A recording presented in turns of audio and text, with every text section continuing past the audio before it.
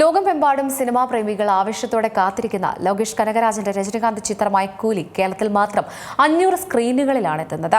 August 14-നാണ് release. രജനികാന്തിന്റെ ഏറെ പ്രതീക്ഷയോടെ കാത്തിരിക്കുന്ന കൂലി ഓഗസ്റ്റ് 14-നാണ് തിയേറ്ററുകളിൽ എത്തുന്നത്.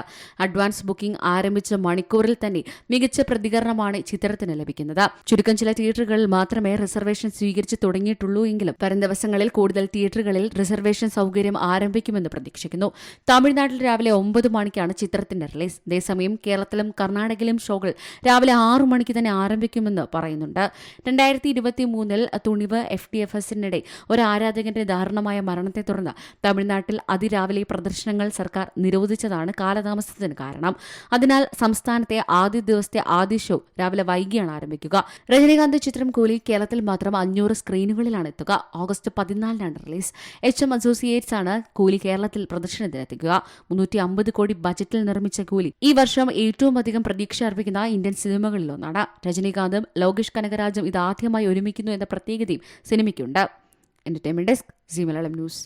ഏറ്റവും പുതിയ വാർത്തകളും വിശേഷങ്ങളും വിരൽത്തുമ്പിലറിയാൻ സി മലയാളം ന്യൂസ് എല്ലാ ഡിജിറ്റൽ പ്ലാറ്റ്ഫോമുകളിലും ലഭ്യം.